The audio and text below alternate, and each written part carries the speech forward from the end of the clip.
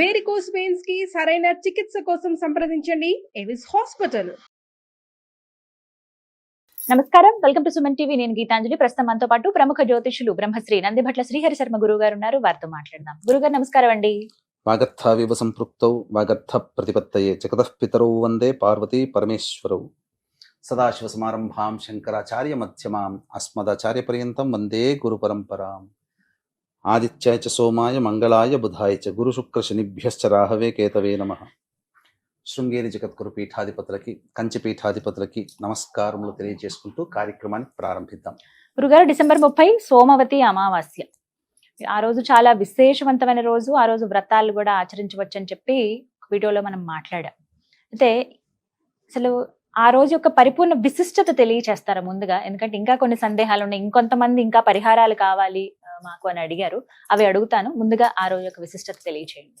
తప్పకుండానమ్మా. సోమవతి అమావాస్య సహజంగా ప్రతి సంవత్సరంలో ఒక 2-3 సార్లు వస్తుందమ్మా. ఆదివారం అమావాస్యలో ఒక 3-4 సార్లు వస్తాయి. అయితే ఈ మార్గశిర మాసంలో వస్తున్నటువంటి సోమవతి అమావాస్యకి చాలా ప్రత్యేకత ఉంది. ఏంటి ఆ ప్రత్యేకత అంటే, మహాలక్ష్మి అమ్మవారు పుట్టినటువంటి రోజు అది. ఈ రోజునండి మార్గశిర మాసం అమావాస్య రోజున లక్ష్మి పుట్టినటువంటి రోజు.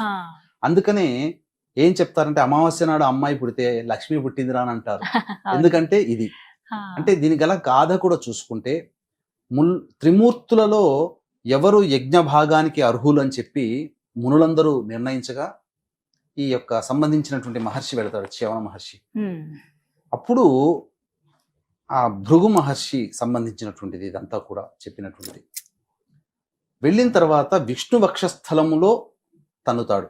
విష్ణువు గమనించకపోతే, ఆ స్థలం నాది కదా, అంటే నన్ను అవమానించినట్టే ఆ చ్యవనుడు అని చెప్పి ఇక వెళ్ళిపోతుంది. అమ్మవారు వైకుంఠాన్ని వీడి వెళ్ళిపోతుంది. ఎక్కడికి వెళ్ళిపోతుంది? పాతాళ లోకంలోకి వెళ్ళిపోతుంది. అమ్మవారు ఎక్కడికి వెళ్ళిందో తెలియకుండా ఉండి సాక్షాత్తు విష్ణు భగవానుడే భూలోకానికి వస్తాడు.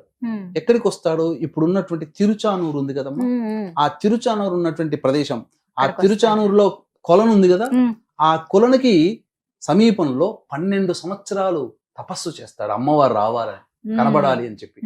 ఆ 12 సంవత్సరాలు తపస్సు చేసినటువంటి పుణ్య ఫలితంగా తామర పుష్పంలో ఒక చిన్న బాలికగా, శిశువుగా అమ్మవారు పుట్టింది. ఆమె పద్మావతి. ఆమెను వివాహం ఆడుతాడు వెంకటేశ్వర స్వామి. ఇది మనకు చెప్పబడినటువంటిది, సంబంధించినటువంటి వెంకటేశ్వర పురాణంలో వచ్చేటువంటి. ఇక ఇంకొకటి ఏంటనంటే, దశమహావిద్యలు అని తెలుసు కదమ్మా. భైరవి, భువనేశ్వరి, తార, చిన్నమస్త, ధూమవతి, మాతంగి, ఇలా బగళముఖి, ఇలా ఈ అన్ని కూడా పార్వతీ అమ్మవారి స్వరూపాలు. ఏది? దశమహావిద్యలు. కానీ 10వదైనటువంటి కమలాత్మిక అనేటువంటిది మాత్రము విష్ణువు సంబంధించినటువంటి లక్ష్మీదేవి యొక్క అవతారం. కమలాత్మిక, కమలాత్మిక అంటే లక్ష్మీదేవి. కాబట్టి దశమహావిద్యల్లో కమలాత్మికాదేవి జన్మించిన రోజుగా కూడా భావిస్తూ కమలాత్మిక జయంతిని ఈ మార్గశిర అమావాస్య రోజున జరుపుకుంటారు. మాఘశుద్ధ తదియ రోజున మాతంగి, ఇలా ఎలా అయితే చెప్పబడి ఉందో అలాగే ఈ మార్గశిర అమావాస్య కమలాత్మిక. ఈ 9 దశమహావిద్యల్లో 9 పై దేవతలందరూ కూడా పార్వతీ స్వరూపముగా భావిస్తూ ఉండే అమ్మవార్లైతే, కమలాత్మిక అమ్మవారు ఒక్కరు మాత్రం లక్ష్మీ స్వరూపముగా పూజించే విధానం. అందుకని ఈ మార్గశిర మాసంలో సోమవతి అమావాస్యకి లక్ష్మికి చాలా సంబంధం ఉన్నది. ఎందుకంటే మార్గశిర అమావాస్య సోమవతి అమావాస్య అవ్వడం కూడా వల్ల. కాబట్టి చాలా మంది ఆ రోజున అనేక రకాలైనటువంటి సమస్యలకి పరిహారాలు పాటించుకుంటే చాలా గొప్పగా అవుతాయమ్మా. ఆ రోజున పరిహారాలు అన్నారు కాబట్టి చాలా మంది అడిగేది అదే, అమావాస్యకి ఎటువంటి పరిహారాలు చేసుకున్నట్టు. ఉన్న ఎన్నో ఇబ్బందులు అండి చూస్తుంటాం కదా, ఆర్థికంగా కొంతమందికి, దాంపత్యం విషయంలో కొంతమందికి, అలాగే కొంతమందికి అయితే వివాహం విషయంలోని ఏదో ఒక సమస్య ఎదుర్కొంటూనే ఉంటారు. పోయిందనుకునే లోపే మళ్ళీ ఒక సమస్య వస్తుంటుంది. డబ్బులు చేతికి వచ్చినట్టే వస్తాయి కానీ వెళ్ళిపోతుంటాయి, ఖర్చు అయిపోతూ ఉంటాయి. ఎవరికి ఇంట్లో నిలవదు అసలు లక్ష్మి అనేది. వివాహం అయిన దగ్గర నుంచి ఏవో ఒక సమస్యలు వస్తూనే ఉంటాయి. ఎన్ని పూజలు చేసినా ఒక ఫలితం అనేది ఉండదు. దాంతో పాటుగా సంబంధాలు కుదురుతూ ఉంటాయి, తప్పిపోతూ ఉంటాయి, కుదురుతూ ఉంటాయి, పోతూ ఉంటాయి. వయసు అయిపోతుందని చాలా మంది తల్లిదండ్రులు బాధలు పడుతుంటారు. ఇలా ఇన్ని రకాల సమస్యలకి ఏమైనా పరిహారం ఉందా అండి ఈ అమావాస్య? ఉన్నాయమ్మా. ముఖ్యంగా ఈ సోమవతి అమావాస్య, మార్గశిర అమావాస్య రావడం, 2 కలిసి ఉండడం, కమలాత్మిక అమ్మవారు జయంతి, లక్ష్మీ అమ్మవారికి సంబంధించినటువంటిది. ముందుగా నవగ్రహాల స్వరూపం తెలుసుకుందాం. నవగ్రహాల్లో వివాహ కారకుడు శుక్రుడు, దాంపత్యానికి కారకుడు కూడా శుక్రుడే. శుక్రునికి అధిష్టాన దేవదేవుడు లక్ష్మీదేవి. కాబట్టి లక్ష్మీదేవి జన్మించినటువంటి మార్గశిర అమావాస్య రోజున ఎవరైతే ఇప్పుడు చెప్పుకోబోయేటువంటి పరిహారాలు పాటిస్తారో వాళ్ళకి ఖచ్చితంగా దాంపత్య సమస్యలు తీరిపోతాయి. వివాహం జరిగి తీరుతుంది 2025లో. ఇక తరువాత లక్ష్మి అంటేనే ఆర్థిక పరంగా కదా, వ్యాపార పరంగా, ఉద్యోగ పరంగా, వృత్తిపరంగా ఆర్థిక సమస్యలు ఎదుర్కొనే వాళ్ళకందరికీ కూడా ఈ సంబంధించినటువంటి సమస్యలు తీరుతాయమ్మా. ఎందుకనంటే ఇప్పుడు 2024 సంవత్సరంలో వివాహాలైనాయి. ఎక్కడో ఒక పుట్టినటువంటి అమ్మాయి, ఎక్కడో పుట్టినటువంటి అబ్బాయిని ఇప్పుడు వివాహం చేసుకుంటున్నారు. పూర్వంలో తెలిసిన సంబంధాన్ని చేసుకునేవాళ్ళు. ఇప్పుడు న్యూక్లియర్ ఫ్యామిలీస్ రావడం వల్ల వివాహమైన కొత్తలో వచ్చే 2025లో ఎలా ఉంటుందో అనే ఆతృత, కొంత భయము తల్లిదండ్రుల్లో ఉంటుంది, చేసుకున్న అబ్బాయి అమ్మాయిల్లో ఉంటుంది. కొంతమందికి ఏంటంటే ఈ 2024 సంవత్సరంలో అసలు వివాహాలు ఎంత ప్రయత్నం చేసినా, తల్లిదండ్రులు చేసినా వివాహాలు కాలేదు. ఇక అయిపోయింది 2024, ఇక వచ్చే 2025లో అయినా ఇంకనైనా పెళ్లి కాదా మా పిల్లలకి అని భావించే తల్లిదండ్రులు ఉన్నారు. మాకు వివాహం కాదా అని భావించే యువకులు కూడా ఉన్నారు. అన్నిటికంటే మించి ఎన్నో ఒడిదుడుకులు ఎదుర్కొని ఎన్నో ఆశలతో కొత్త వ్యాపారాన్ని ప్రారంభించిన వాళ్ళు 2024లో, వృత్తిలోకి ఉన్నవాళ్ళు, కొత్త ఉద్యోగంలో ఉన్నవాళ్ళు, వీళ్ళందరూ సమస్యలు ఎదుర్కొంటున్నారు. ఇక కష్టాలన్నీ ఎదుర్కొన్నాం, ఇంకా 2025 అయినా బాగుండాలనుకునే వాళ్ళు, లేదా 2025లో తలపెట్టేటువంటి వ్యాపారం కానీ, వృత్తి కానీ మార్పు కావాలని కోరుకుంటారు కదా చాలా మంది. ఆ 2025లోనైనా కానీ మార్పు బాగా ఉండాలి, ధనపరంగా, గౌరవంగా, వృత్తిపరంగా, వ్యాపార పరంగా అని సమస్యలు ఉన్నవాళ్ళు. ముఖ్యంగా ఈ సమస్యలు వివాహము, దాంపత్యము, ఆర్థిక పరంగా, వ్యాపార పరంగా, వృత్తిపరంగా సమస్యలు ఉన్నటువంటి వాళ్ళు ఆ సోమవతి అమావాస్య అంటే ఈ 2024లో కష్టాలు పడ్డవాళ్ళు, అందరూ కష్టాలు పడ్డారని చెప్పట్లేము. 70 మంది కష్టాలు పడితే 30 మంది సుఖపడ్డారు. నేను చెప్పుకోబోయేటువంటి ఈ 70 మంది గురించి. ఈ 2024లో ఇన్ని కష్టాలు పడ్డా మనిషి ఆశాజీవి, భవిష్యత్తు ఆనందంగా ఉండాలని ప్రయత్నిస్తూ ఉంటాడు. ఈ రోజు కలిగిన బాధ రేపు మర్చిపోవచ్చు, రేపు బాగుంటుంది, రేపు తగ్గుతుంది ఈ బాధ అనే ఆలోచనతో ఉంటాడు. కానీ ఈ బాధ పెరుగుతుందని బాధపడుతూ కూర్చోడు కదా. అలాగే 2025లోనైనా కానీ ఆనందంగా ఉండాలి అనుకునేటువంటి ప్రతి వ్యక్తి ఆనందంగా ఉండాలని ఎవరు మాత్రం కోరుకోరు, అందరూ కోరుకుంటారు. కాబట్టి అందరూ చేసుకోగలిగేటువంటి పరిహారమే మనం ఇప్పుడు చెప్పుకోబోతున్నాం. సూర్యోదయం కంటే ముందే లేచి కాలకృత్యాదులన్నీ తీర్చుకొని ఇల్లంతా కూడాను శుభ్రంగా, బూజు లేకుండా, ఏమాత్రము కూడా ఇబ్బంది లేకుండా చక్కగా తుడుచుకోవాలమ్మా.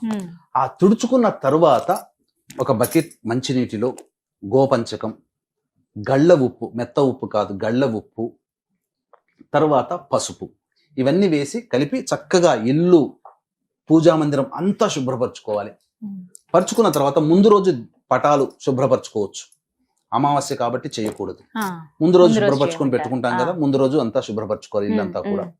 ఇక ఆవు నేతితో కానీ, నువ్వుల నూనెతో కానీ దీపారాధన చేసి కుంభలగ్నము 9:33 నుంచి 11:11 వరకు ఉంది ఆ సమయం. ఆ రోజు కుంభలగ్నం ఎందుకు అన్నానంటే, ప్రధానంగా శుక్రుడు ద్వాదశంలో బలంగా ఉంటాడు, చతుర్థంలో గురువు, దశమంలో మళ్ళీ బుధుడు, ఏకాదశంలో చంద్రుడు, ఇన్ని శుభగ్రహాలు యోగంగా ఉన్నాయి ఆ రోజున. కాబట్టి కుంభలగ్నంలో కనుక పూజ మొదలు పెట్టాలి. లక్ష్మీనారాయణుడి చిత్రపటం పెట్టుకోవాలమ్మా. అందరూ లక్ష్మిని మాత్రమే పెట్టుకుంటారు, విష్ణువుని పూజించకుండా లక్ష్మిని పూజిస్తే లక్ష్మి ఉండదు. కాబట్టి లక్ష్మీ సమేతుడైనటువంటి నారాయణుని చిత్రపటాన్ని పెట్టి చక్కగా పూలమాల వేసి దీపారాధన చేసి మామూలుగా పురుష సూక్త విధానంగా పూజ చేసుకోవడం, సంకల్పం అన్ని చెప్పుకొని ఆ 9:33 నుంచి 11:11 మధ్య కాలంలో లక్ష్మీ సహస్రనామ పారాయణం చేయాలి. తరువాత ఈ విష్ణు అష్టోత్తరం 3 సార్లు పారాయణం చేయాలి. తదనంతరం చక్కగా ఇప్పుడు నేను చెప్పబోయేటువంటి ఏదైతే మంత్రం ఉందో ఆ మంత్రాన్ని శక్తి ఉంటే, సమయం ఉంటే, భక్తి ఉంటే 1008 సార్లు కానీ, లేదా 108 సార్లు కానీ తామర పూసమాలతో జపం చేయాలి నామాన్ని. ఏంట నామం అంటే ఓం మహాదేవ్యై చ విద్మహే విష్ణు పత్న్యై చ ధీమహి తన్నో లక్ష్మీ ప్రచోదయాత్. మళ్ళీ ఓం మహాదేవ్యై చ విద్మహే విష్ణు పత్న్యై చ ధీమహి తన్నో లక్ష్మీ ప్రచోదయాత్. మళ్ళీ మూడోసారి ఓం మహాదేవ్యై చ విద్మహే విష్ణు పత్న్యై చ ధీమహి తన్నో లక్ష్మీ ప్రచోదయాత్. ఇదా 1008 సార్లు జపం చేసి తరువాత అమ్మవారికి బెల్లం పాయసం అంటే చాలా ప్రీతికరం. బెల్లం పాయసాన్ని నైవేద్యంగా పెట్టాలి. పెట్టిన తర్వాత ఆ రోజునంతా కూడా ఉపవాస నియమాన్ని పాటించాలి. వీలైతే ఎటువంటి నియమాలు పాటించాలంటే ఆ రోజున నూనె అద్దుకోకూడదు. నూనెని మొహానికి కానీ నూనె చేతులకు అది మన తలకి రాసుకోకూడదు. మద్యపానము, ధూమపానము, మాంసాహారము ఇవన్నీ పక్కకు పెట్టాలి. క్షురకర్మ కూడా చేసుకోకూడదు. తరువాత బ్రహ్మచర్య వ్రతాన్ని ఆచరించాలి. వీలైనంతగా ఆ రోజున మౌనాన్ని పాటించాలి. ఇక ప్రదోషకాల సమయానికి చేరుకొని శివాలయానికి చేరుకోవాలి. ఈ శివాలయంలో ఎటువంటి నియమాలు పాటించాలి అని అంటే, వీక్షించేటువంటి ప్రేక్షకులకి గమనిక, ఈ యొక్క సోమవతి అమావాస్య సందర్భంగా శత్రు సమస్యల నివారణకి, ఆర్థిక పరంగా, వృత్తిపరంగా, ఉద్యోగపరంగా, దాంపత్యపరంగా, వివాహపరమైనటువంటి సమస్యల నివారణకి ఆ రోజున ప్రత్యంగిర హోమం, బగళాముఖి హోమం, ధూమవతి హోమం, కమలాత్మిక హోమంలో 1700-1500 రూపాయలకి చేయించడం జరుగుతుంది. మధ్యాహ్నం 3 గంటలకు ప్రారంభమవుతుంది. 1 గంట లోపల గోత్రనామాలు నమోదు చేసుకోవచ్చు. అలాగే డిసెంబర్ 28న శని త్రయోదశి కాబట్టి 12 రాశులు 2025లో ఎఫెక్ట్ అవుతాయి. కాబట్టి ఈ 12 రాశుల శనిదోష నివారణకి శనీశ్వర హోమం, గత జన్మ కర్మదోష నివారణకి గత జన్మ కర్మదోష నివారణ హోమాలు, అఘోర పాశ్వత హోమాలు, వివాహం కోసం హోమాలు కూడా జరుగుతాయి. అది కూడా మధ్యాహ్నం 3 గంటలకి 28వ తారీఖు రోజున పర్ హెడ్ 1500 రూపాయలకి. వీటికి సంబంధించినటువంటి వివరాలు కార్యక్రమ తదనంతరం కాంటాక్ట్ చేసి తెలుసుకోవచ్చు. ఇక ప్రదోషకాల సమయానికి చేరుకొని శివాలయంలో ఆ యొక్క ఈశ్వరుడికి అభిషేకం, విభూతి కలిపిన నీటితో అభిషేకము కానీ, లేదా విభూతితోనైనా కానీ అభిషేకం చేయవచ్చు. లేదా గంజి వార్చినటువంటి అన్నాన్ని చక్కగా పూలగా వస్తుంది, ముత్యాల్లాగా పేరుకుంటాయి. గోరువెచ్చటి అన్నాన్ని బయట ఉన్నటువంటి శివాలయంలో అభిషేకం, శివాయ నమః అంటూ అన్నాభిషేకం చేసి తర్వాత అష్టదళ పుష్పములతో, అనగా 8 రకాల పుష్పాలతో శివుణ్ణి అర్చన చేయాలి. ఈ విధంగా శివానుగ్రహం, అటు లక్ష్మీనారాయణ అనుగ్రహం, ఈ రోజున కమలాత్మిక అమ్మవారిది కాబట్టి ఈ విధంగా చేసినటువంటి వ్యక్తికి సకలమైనటువంటి దాంపత్య సమస్యలు, 2025 సంవత్సరంలో దాంపత్య సమస్యలు ఉండవు, వివాహం ఖచ్చితంగా అయి తీరుతుంది. అలాగే ముఖ్యంగా అభిషేకం చేసేటప్పుడు, ఈ 2 సమస్యలకి అభిషేకం చేసేటప్పుడు పటిక బెల్లం ఉంటుంది కదమ్మా, పటిక బెల్లాన్ని పొడి చేసి అది నీటిలో వేసి ఆ నీటితో శివుడికి అభిషేకం చేస్తే వివాహ సమస్యలు, దాంపత్య సమస్యలు తీరిపోతాయి. అష్టదళ పద్మాల, 8 రకాల పుష్పాల్లో గన్నేరు పుష్పము, మల్లెపూలు ఖచ్చితంగా ఉండాలి ఈ సమస్యలు. ఇక ఆర్థిక పరమైనటువంటి సమస్యలు, వ్యాపారాభివృద్ధి, ఉద్యోగాభివృద్ధి అని అన్నప్పుడు ఉద్యోగం కోసం చెరుకు రసంతో అభిషేకం చేయాలి. వ్యాపారాభివృద్ధి కోసం, అలాగే వృత్తిలో అభివృద్ధి కోసం విభూతి కలిపిన నీటితో ఈశ్వరుడికి అభిషేకం చేయాలి. తదనంతరం మారేడు దళాలతో అర్చన చేయాలి. ఈ విధంగా ఉదయం పూట లక్ష్మి, సాయంకాలం పూట ఈశ్వరుడు, ఈ విధంగా చేసి ఆ రోజంతా ఉపవాసం ఉంటారు కదా, అన్నాభిషేకాన్ని అన్న పదార్థంగా భోజించవచ్చు. ఆ రోజున ఒకసారి ఆకాశానికి నమస్కారం చేసుకొని ఇంట్లో వాళ్ళందరూ భోజనం చేసి ఉండవచ్చు. ఆ రోజంతా కూడా వీలైనంత వరకు ఈ చెప్పినటువంటి మంత్రం ఓం మహాదేవ్యే చ విద్మహే విష్ణుపత్న్యే చ ధీమహి తన్నో లక్ష్మీ ప్రచోదయాత్ అది నామస్మరణ చేసుకుంటూ ఉంటుంటే ఆ రోజంతా కూడా అమావాస్య ఉందమ్మా. కాబట్టి నిండుగా అమావాస్య ఉన్న రోజు ఆ యొక్క 30వ తారీఖు రోజున అవకాశం ఉంటే ప్రతి సమస్యకి మానవ పరిహారము, దైవ పరిహారములు ఉంటాయి. మానవ పరిహారంగా మీకు చెప్పినవి మీరు చేసుకోగలిగేవి, దైవ పరిహారంగా కావాలనుకున్నప్పుడు పీఠం ఆధ్వర్యంలో డిసెంబర్ 28న 30వ తారీఖు రోజున జరిగే కార్యక్రమాల్లో గోత్రనామాలు నమోదు చేసుకోవచ్చు. చాలా చక్కగా వివరించారు గురుగారు, ధన్యవాదాలండి. సర్వం శ్రీ ఉమామహేశ్వర పరబ్రహ్మార్పణమస్తు.